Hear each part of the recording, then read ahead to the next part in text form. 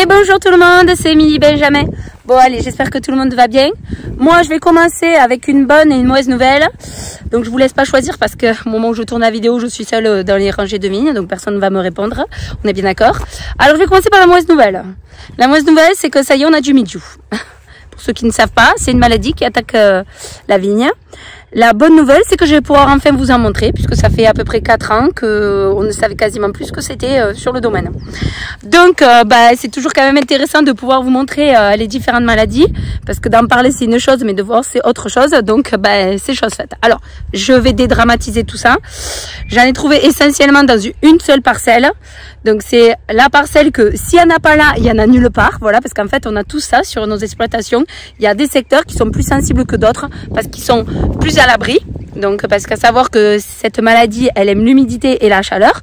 Donc, si on est à l'abri, il y a moins de courant d'air, il y a moins de vent, donc ça sèche moins vite, l'humidité reste plus longtemps, ce qui est le cas parce que derrière le talus, ça me coupe du vent. Et ensuite, il y a une petite haie un petit peu plus bas et donc, forcément, ça permet de garder l'humidité. Donc, c'est super, c'est super, comme on pourrait dire. Bon, ça fait partie du jeu. Et ensuite, on est dans une parcelle de grenache et le grenache fait partie des cépages les plus sensibles pour le mildiou. Il aime aussi l'oïdium, mais le mildiou, il l'aime particulièrement.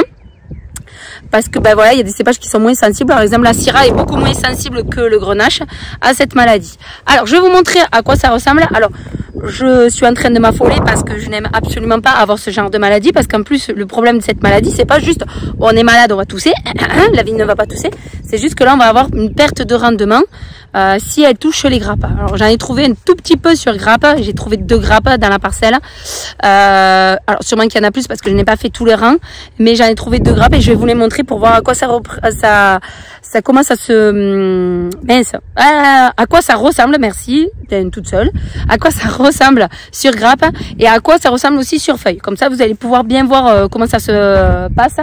Alors après, à savoir, j'ai fait la totalité du domaine hier parce que j'aime bien faire le tour des vignes, surtout quand on voit les changements de climat, parce que jusqu'à présent, on avait du froid, donc c'est une maladie qui aime quand même la chaleur. Donc à partir de 11-12 degrés, elle commence à se développer. Jusqu'à présent, on avait 15 degrés, donc forcément, le cycle est beaucoup plus long à se mettre en place. Là, ça y est, il fait beau, on peut sortir les lunettes de soleil. J'ai même sorti le short, c'est parti. Regardez, hop là, il fait beau. Donc ça veut dire que la maladie va se développer plus rapidement. Donc il faut rester extrêmement vigilant.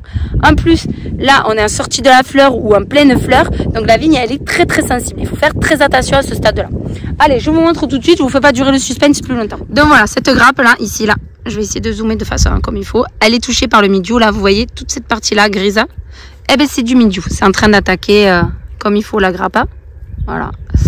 Donc il y a des très très très fortes chances que toute cette partie-là sèche entièrement. C'est pas, tout va sécher. Donc là vous pouvez voir, elle est en pleine fleur, la vigne. Et donc là, là il y a de la maladie qui s'est bien installée. Je zoome le plus possible pour que vous puissiez bien voir. Voilà.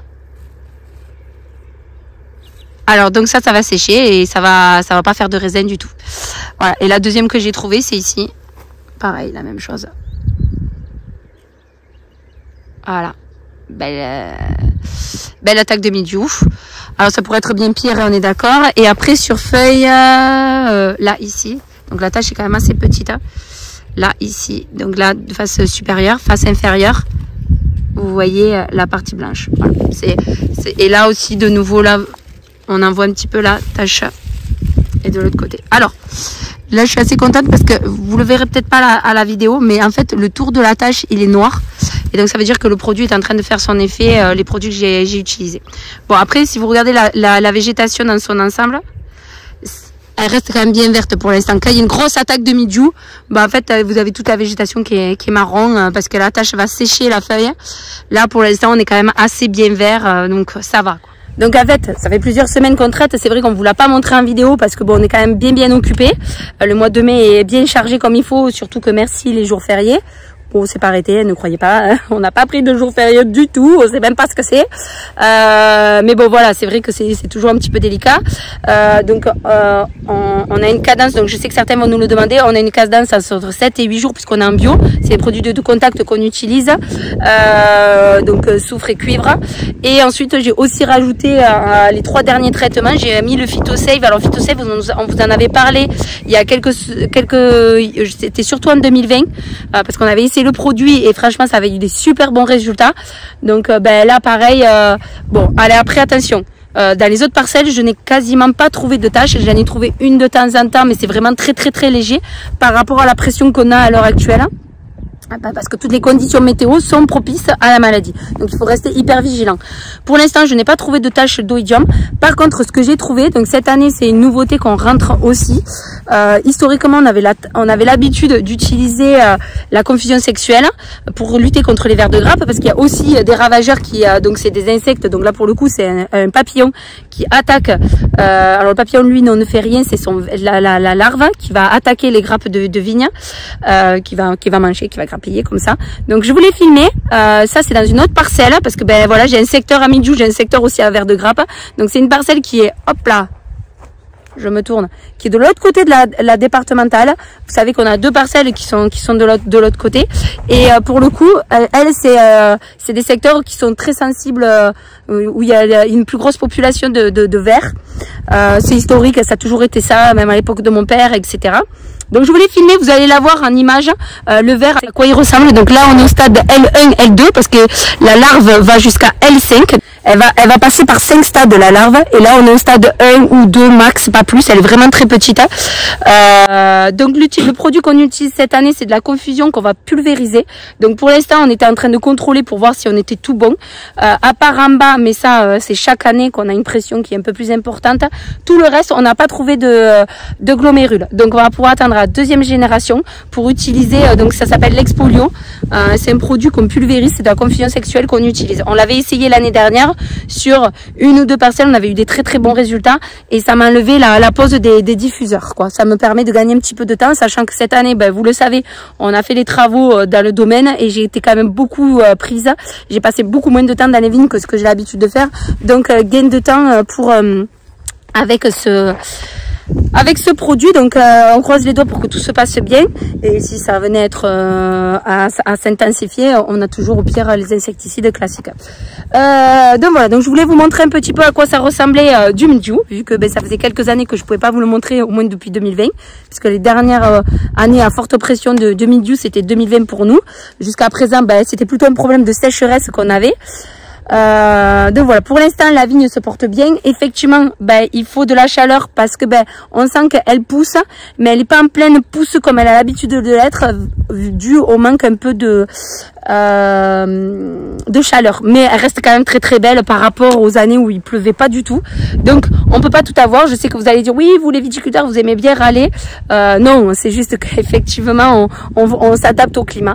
Donc voilà. Sinon la sortie plutôt très jolie. Je vais vous montrer. Alors attention, parce que le grenache, c'est un cépage qui va couler, donc ça veut dire que tant que la fleur n'est pas complètement passée, qu'on n'est pas rentré en nouaison, on peut perdre de la récolte aussi. C'est l'effet coulure, donc c'est à dire que la fécondation ne se fait pas comme il faut, et donc les grains peuvent tomber en fait. Donc voilà, donc là on est sur grenache, et tout ça en fait c'est des grappes. Voilà, donc c'est plutôt joli. Il y a pas mal de monde. Voilà, bon, on sent que l'année dernière elle a beaucoup moins produit, et qu'elle se rattrape un petit peu cette année. Pour le coup, donc dans le boulot qu'on est en train de faire en ce moment, en plus de traiter, puisqu'on traite, vous vous doutez bien, vu tout ce que je viens de vous sortir, là Benjamin est en train de passer les cimeuses. Ensuite on est en train de faire tout ce qui est tonte, parce que l'herbe pousse bien, puisqu'il pleut, ça pousse l'herbe. Donc tonte et ah mince, j'ai au bout de la langue. les pamprages mécaniques, merci. Et aussi, on fait des pamprages manuels sur certaines parcelles, les jeunes pieds et tout ça. La semaine dernière, vous aviez vu Cédric qui était en train de monter le plantier, ça y est, ça c'est terminé. Et puis ben voilà, on suit son petit chemin et puis on essaye d'avancer au rythme qu'on peut, même si ça galope un peu dans les vignes. Voilà, donc là c'est vraiment la période où on s'ennuie le moins. C'est vrai que les gens ils ont tendance à croire que c'est pendant les vendanges où on est le plus débordé, mais honnêtement c'est plutôt cette période-là. Moi c'est mai, juin, voilà, il y a tout à faire en même temps et surtout il faut pas se louper parce que si on loupe cette période-là, ben on peut tout perdre à ce moment-là aussi quoi. Voilà. Bon allez, moi je vous dis à la semaine prochaine ou peut-être ce sera que Benjamin, je ne sais pas. C'est vrai qu'en ce moment vous ne voyez pas tous les deux, mais vous inquiétez pas, on se croise à certains moments. Voilà. Allez, moi je vous dis à bientôt et bye bye à tous. Ciao ciao.